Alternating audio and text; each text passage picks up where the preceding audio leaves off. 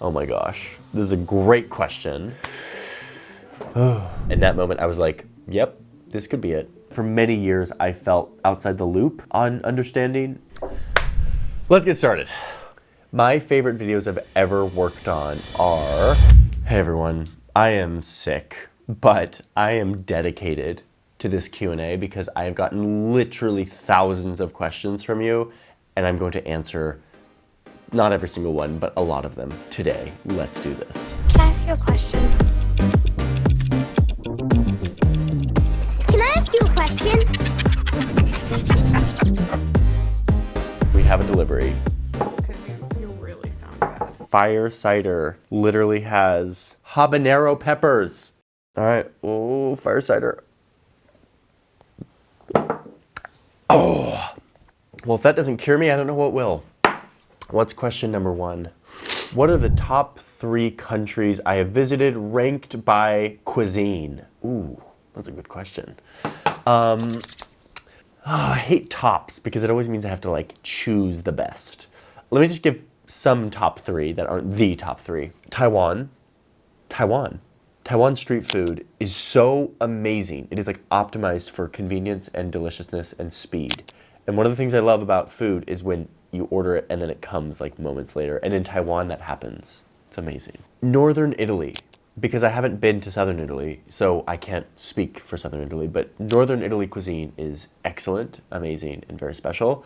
Number 3, Northern Mexico. Northern Mexico near Tijuana and Mexicali have some of the best tacos on the earth, in my opinion. Carne asada on tortillas de harina that are so delicious. That is my favorite. Do you ever unplug? How do you manage to take care of your mental well-being as a journalist? I mean, clearly I'm not doing great. Most of these people are not ready to be unplugged. I do unplug. This year I have been unplugging less because we are sort of in a sprint in a lot of things. Bright Trip is sprinting, we're scaling Bright Trip, we're scaling my channel, making a lot of content. So I have not been unplugging and I'm sort of paying the price. Hello, darkness, my old friend. In terms of unplugging from the news and unplugging from global events, I'm actually quite unplugged. A couple of years ago, I made a decision to not be constantly deeply involved in the news cycle. It was one of the best decisions I made in my life. I follow the news, but I don't follow the daily news. I read the news once a week, and it is The Economist and other publications, but I only let it come into my life once a week. And I'm not following Twitter, I'm not following any feeds, Apple News, any of that. So that is a big part of my mental well-being, is being informed without having to feel the constant buzz of like daily news. What's the first effect in After Effects that you learned and what made you want to learn it? Oh my gosh, this is a great question. So for those of you who don't know, After Effects is the animation program I've used since 2012 to make animations, maps and motion graphics, all of it. The first effect that I ever learned in After Effects was trim paths. Trim paths is a way of drawing on a shape so that it goes from not being there to drawing on. And the first thing I ever drew on was this owl. This owl was the first animation I ever made. The owl draws on and then it drops, and it's just my first animation I've ever did. Good job, little buddy. Oh man, you gotta start somewhere. That was a good question. Some Bless honey your heart. at the bottom, so you need to stir it. Bless your heart. Man, I am very well taken care of. Okay, since Iz is clearly here, let's give Iz a mic, and she's gonna ask the rest of the questions. Look at me, sure. I'm the captain now. What are the top 3 videos you've worked on ever? Oh, man, how do I even answer that question? You must choose. But choose wisely. My favorite videos I've ever worked on are, I think this one I made like years ago about why so many people go to Iceland, like tourism in Iceland. Why does everyone come to Iceland? That was the first time that I had gone out, not as Vox or just not as anyone, as me, to make an explainer and to do it in the field. And it was really fun. We were sort of just going around Iceland. It was for like this random trip, and I just sort of made this video about why people went to Iceland. And there was this one moment when I'm on this black sand beach in southern Iceland, and I was like, what if I drew the graph on the black sand with a drone shot, and I just animated over the drone shot. And it was like this like fun moment, and then I did, and it just worked out. Like, and then I was like, we're in the Blue Lagoon, and there was like no one there, and it was just like, just the perfect little thing. And the explanation came together really nicely. The second one I would say is when I did Hong Kong, China for Borders, and went into China and had to wait in the border. I had to go through this border patrol scene that took forever, and then I made it into China, and I just had this adventure in China, and that was a really amazing experience for me. And it was a story that I was like drinking up. I couldn't get enough of this story. Another Borders season 1 episode that was a favorite of mine is when I went to the island of Svalbard up in north of Norway, to this island that's owned by like 90 countries, but it's like controlled by Norway. I went on a boat and went to this village, this Russian village on this island. And it's like Russia just has people there just so that they can say they have people there. And they run this coal mining operation that loses money, but it doesn't matter. It's like, that was such a wild place. I was all alone in this village. So those were some of my favorites. Those were really good videos. What motivated you to go to therapy? Did you have any initial resistance? How has it impacted how you show up as a partner, father, and in your relationship with yourself? Wow. I started going to therapy a year and a half ago. I was resistant. I thought going to therapy was a thing that you did for like 6 weeks to sort of like get fixed, and then you're better. And I sort of approached it in that way. After the first couple of sessions, I was like, so like, why did we just talk for those 2 sessions? Like, why didn't we like get to the, the hard stuff? And I quickly realized that therapy is actually coaching. It's like having a teacher to teach you how to develop new skills in your mind and in your relationships. Like playing piano or learning a new language, you have to practice, and usually having a teacher helps you practice in the right way. Over the past year and a half, I've learned a lot about my mind, about my insecurities, about my behavior and where it comes from and how it's linked to other parts of my life. More importantly, I've learned a lot about patterns in my relationships that are just cycles that just happen, and they happen unconsciously to me. But as soon as you are with a trained professional talking about your relationship, you see those patterns and you're like, oh, these patterns aren't actually what I want in my relationship, and here's how to change them. That's a hard process. It takes a long time, like any new skill. But man, has changed my life. It's changed the way I think. It's changed my relationship with It's changed my relationship with my boys. It's changed my relationship with my parents. It has changed all my relationships. And of course it has. I have new skills that I didn't have before. I wish therapy was more accessible and more available to people than it is in this country, at least. I'm glad that this conversation is normalizing a little bit more, and I'm grateful for therapy. Good question. Have you ever felt like your life was in danger during a visit in a foreign country?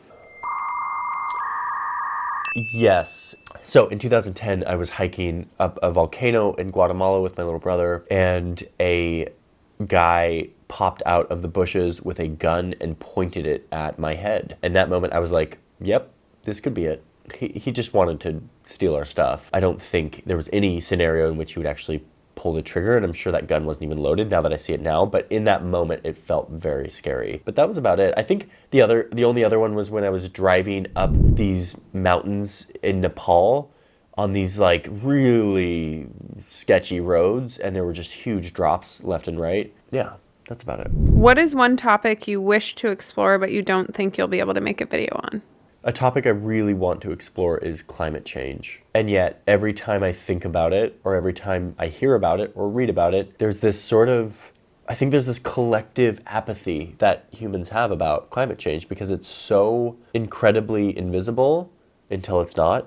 It's so incredibly slow until it's not. And it's so incredibly widespread, the causes. And so I'm always scheming on like, how can I bring climate change to life and make it real? I don't know how to do that. Hopefully someday I'll crack the code on that, but I've been stumped time and time again on how to make climate change, which is a very real, dooming thing, come to life. Because right now it's a lot of data, and it's a lot of like squishy, like extreme weather patterns, and it's just like stuff that is hard to really communicate to a big audience, but I'll get there. Do you travel with your children? If yes, what is their favorite thing about traveling so much? I do travel with my children. We've made it a point to travel with our children since the very beginning, which is more complicated and difficult than traveling not with your children, but incredibly gratifying. When we travel, the boys like to ride bikes. We always try to find bikes. So like we'll bike through Amsterdam or we'll bike through Florence or whatever. They love boats and water. And so we always find a boat. So like one of our favorite things to do is rent a boat and just drive it through a river or a lake somewhere. I think that it's a common misconception that like when you travel with kids, you have to like do kid stuff all day. And yet we've found a way to travel with our kids to make it fun, to go on a hike. Like we were in Italy before COVID and we went up this mountain and it was like this fun activity, this adventure that we were all on. I was having a blast. We like made it a fun thing for the boys too. And that's sort of been our ethos with travel. What does your breakfast look like today? We need an update to that video for 2021. Well, I'm making a breakfast update. So for those of you who don't know, I made a video called Why I Hate American Breakfast. I f***ing hate American breakfast. And apparently you all liked it. And so then I made a follow-up about like what I ate for breakfast that isn't American breakfast. And now I'm working on a video called all of the breakfasts that you gave me, like, because I got so many suggestions, like Turkish breakfast, that I am now trying in my life that I love. So my breakfast now is still a lot of Japanese, still a lot of hummus, but I'm starting to branch out and learn what other breakfasts there are in the world that I can integrate into my life, and I will make a video about that, I promise. Before we continue, I want to thank today's sponsor, which is Policy Genius. Policy Genius is not an insurance company. They are a marketplace where you can easily compare life insurance policies. Life insurance is something I've started to think about more. It's something that I think is just wise for us to have as people living in this world. Policy Genius makes it easy to compare quotes from over a dozen top insurers all in one place. You can save 50% or more on life insurance by comparing quotes on Policy Genius. You could save $1,300 or more per year by using Policy Genius to compare life insurance policies. What I like about Policy Genius is that once you apply, the Policy Genius team handles all of the paperwork and scheduling for free. Another major thing I love is that Policy Genius doesn't sell my information to other companies, which is a very rare thing these days. And there's no extra hidden fees anywhere at the process. It's just clear, smooth, easy, transparent shopping for life insurance. I'm thinking more and more about life insurance as I'm trying to become a more responsible adult, and it's not something that you think about very often, but it's something that you can rest easy at night knowing that you have life insurance in case some emergency happens. It's for this reason that Policy Genius has gotten 5-star reviews on Trustpilot and Google. They just clearly have really good service. They make applying for this stuff easy and very doable. So head to policygenius.com/JohnnyHarris to get started right away. Thank you, Policy Genius, for sponsoring this video. Back to the questions. And now we're back and I finished my tea. I love a cup of rosé. All right, what's the next question? How is your Italian language learning going? Oh, non molto bene. The fact is, I am simultaneously working very hard on piano. And so I memorized my 1,000 words. I have been speaking with a local every week, but I wanted to start to do this and start to really fly, but I feel like I'm not there yet. I'm chipping away and I can understand it. We were watching a documentary and there was a bunch of Italian and I was like, I understand this. Well, do you understand? Everything except capiche. But man, I want to be so fluent in that language. We're thinking about doing these videos where it's like 30 days of jazz piano, 30 days of Italian language, 30 days of swimming every day, like whatever it is that Johnny's just like, I want more of that in my life. So we'd love suggestions on what would be interesting too. Do we have a plan of maps evolving into wallpapers or wall hangings as Johnny Harris merch? Whoa. The answer to that is yes. I'm actually working on a map right now. That is a physical printed map that I will be dropping at some point in coming weeks and months. And there won't be many. It's like a special one once a year, right? Something like that. Like I'm pouring a lot into this map, and so it's like I'm not going to do one of these every month. Like I'm going to do one of these a year. It's going to be special. It's going to be on beautiful paper. It's going to be everything I love about maps on a map that is printed. So thanks for reading my mind. Stay tuned for my printed map. Favorite natural site on each continent you've been to? Oh, natural. Okay. Natural site. Grand Canyon in North America, or Zion. Honestly, Zion. For Europe, the Alpujarras, the mountains in Spain that are very beautiful. Lots of white villages. For Switzerland, it is the Jungfrau Valley. In Asia, it is the mountains outside Taipei are just beautiful, or southern India. And then for South America, I would say a little village called Villarrica in Peru. The continent of Africa, I would say the westernmost point of Africa, which is in Senegal. There's just immense beauty on the coastline there. And then I haven't been to Oceania or Australia, and I have not been to Antarctica. What are some long-term goals you would like to achieve with Bright Trip?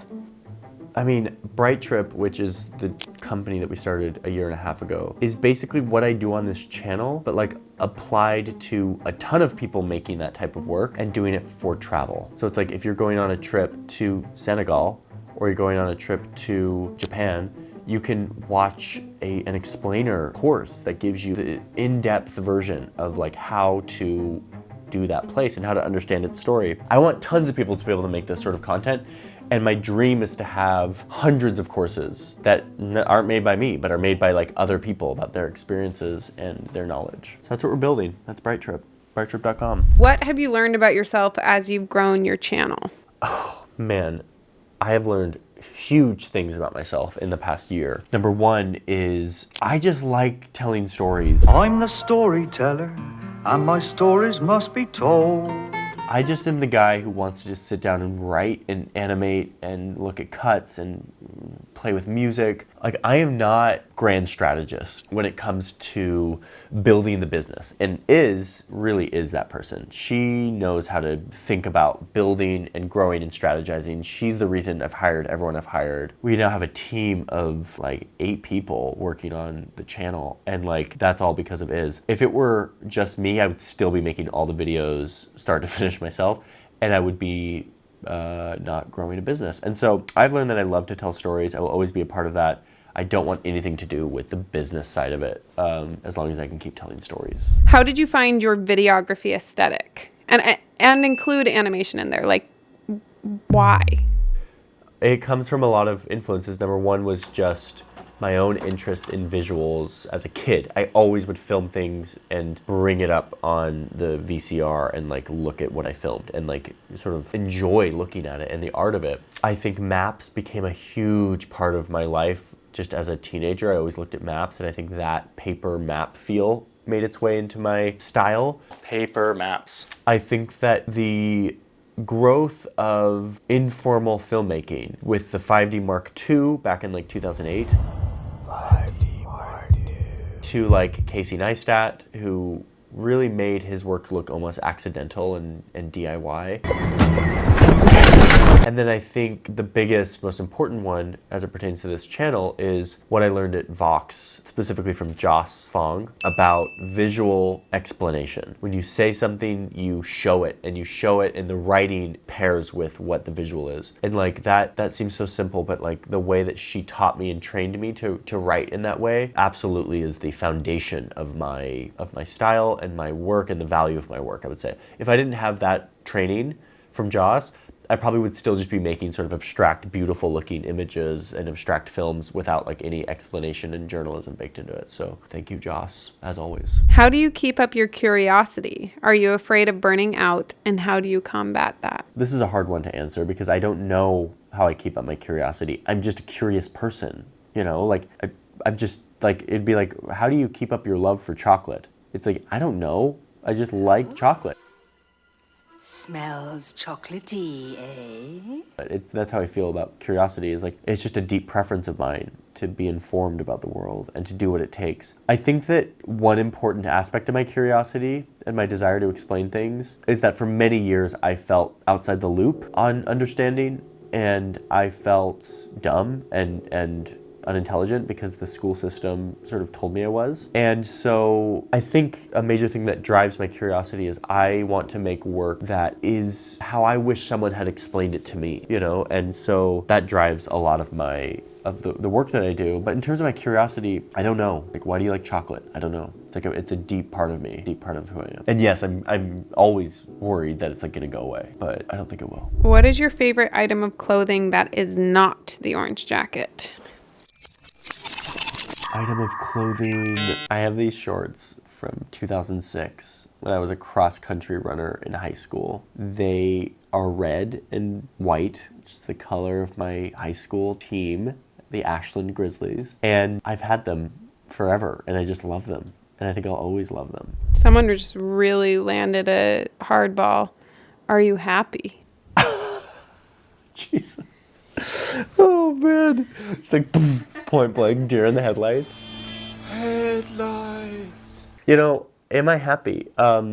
Yes. I mean, the definition of happy, when you live a singular experience, you don't know what happy is for other people, so I don't know. I'm stressed about things, I'm worried about things, I stress about the future of my children's lives, and etc. But overall, I am happy with the life that I have, and that's mainly because I have like deep, beautiful relationships with these people around me that give a lot of meaning to my life. I think the work that I do and the success that I've had in this work is an amplifier of that happiness, but I wouldn't say it's the core. I wouldn't say that it is the foundation. It is an amplifier. I feel like a lot of external factors that aren't relationship based can be amplifiers, but I'm not sure that they can be the core, because I see, especially on YouTube where there's algorithms and some videos do well and some don't, if my happiness were founded on this work, it would be a roller coaster. And it is sometimes. If I find myself investing too much of my worth into this, it is a roller coaster. And so I try to invest in my relationships. And so yeah, I would say I'm happy in a sense. Do you have a team helping you make videos, or is it just you? You seem to be able to create content with exceptional quality in a short time. I have a team. And I'm putting together a special team. For years, I've been slowly training people to think in the way that I think when it comes to editing, and then they've added their own personalities into it as well. And together that's created our style. I have a team that helps edit and animate, and more will take on the edits start to finish. I won't be jumping in Premiere nearly as much anymore as I used to, or After Effects. Although in After Effects I still do jump in and like play around because I love it. I write though. The writing is the bottleneck for me. It's the thing that I do and will probably always do to some degree, because it's what I want to say and how I want to say it. And I direct. I have a whole scripting method that I use to direct the visuals. That kind of goes with this question, which is, do you have the animation and editing in your mind before the narration script? Yes, absolutely. So when I'm writing a video, and this is, if you're on Patreon, I publish all my scripts and also do behind the scenes on all this stuff. So patrons, thank you patrons. I have the vision of everything in my head as I'm writing, and then editors and animators who work on my videos will add their own interpretation. They'll add their own version of what I put. Often it's super specific, so they'll put in what I put, but then other times it's like it's open to interpretation and they put in whatever they feel. So it's a balance there, but I absolutely, for certain visuals, have a very specific vision that I write into these scripts. How do you simplify complex stories and express it with so much ease? Was this something built in you, or have you worked on it? I've definitely worked on this craft of explaining complicated things.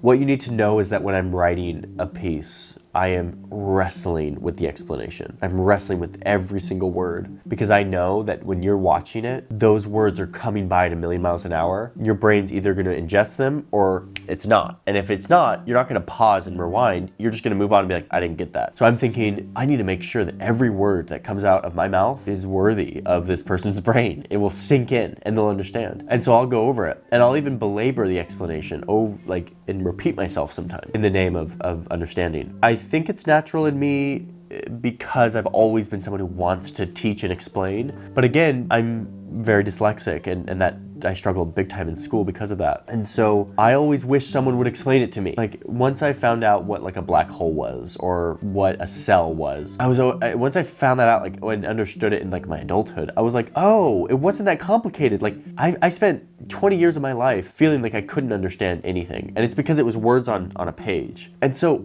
all I needed was this visual, and this visual helps me understand it, and this like really good explanation. And so I think I have built a whole world out of trying to explain things in a way I wish someone had explained it to me. That summarizes a lot of my style. So it's very innate in that way, but it's also wrought from a desire to explain things in a way that someone can understand. Because I hate the feeling of not understanding. I hate that feeling. And that someone's smarter than me and that they are using their understanding to brandish that. It's like not a good feeling. I feel like there's so much of that. And it's like, let's let everyone just understand this thing. I was going to ask if you had a pet peeve, but it sounds like we just heard all about it. Jeez. Thank you all for being here. Thank you, patrons. Thank you, Policy Genius, for supporting this video. And next time you see me, I will be in a completely different scenario. We have so many cool videos coming up in June about really cool stuff, and I'm excited to share them with you. But for now, I'm going to go take a nap. If you had any questions that you didn't answer, leave them in the comments so we can answer them next time. That's a good point. Bye, everybody. Now, if you'll excuse me, I'm going to hurl.